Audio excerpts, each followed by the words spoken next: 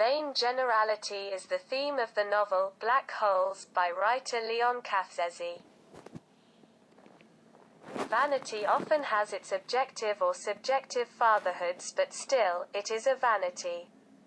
It is an hour, a day, a month, a year, a life that goes in vain without leaving a trace in time. With this novel, the author does not undertake to show the causes that give birth to and develop vanity, nor to get lost in deep social analysis, but simply to take it as a negative phenomenon in our lives. This seen from a paradoxical, grotesque and at the same time stigmatizing point of view on the fact that someone seeks to institutionalize it, and why not? To do business in vain by extracting profits from it. Vanity, this source of social evils, has at the same time a tragic comic nature in the novel Black Holes, a non-accidental comparison with black holes in the cosmos.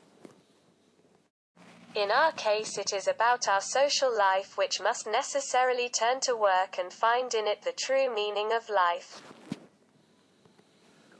Within a fantastic coloring of the main character, Arsene Binkley, his pseudo-intellectual conjectures, petty intrigues, inferiority complex and arrogance of character in close and foreign relations. The author has tried, and we say that he has managed, to create an environment as real as it is and suffocating in the universe of this hallucinatory ministry.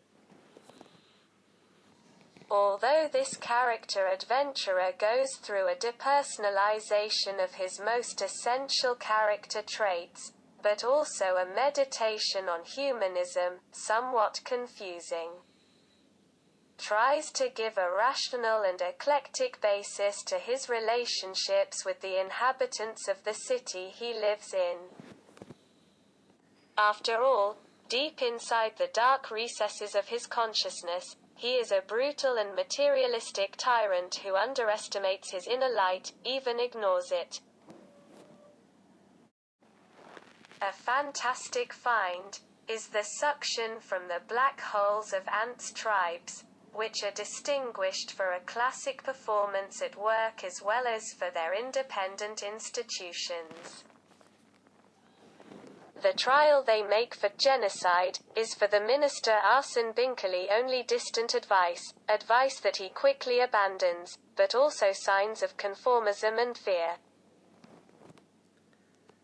Political life for this being is just an institutional rivalry within the mandate without prestige, with material insatiability and pronounced adventurous shadows.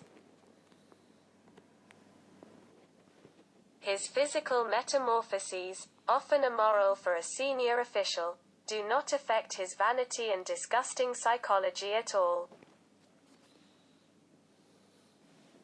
Only when he manages with his aggressive means to institutionalize vanity, the key philosophical category as he calls it, comes a moment when he becomes aware of this kind of pragmatic, careerist error, and finds himself at the crossroads, tasting once again, in conditions other deadly social vanity.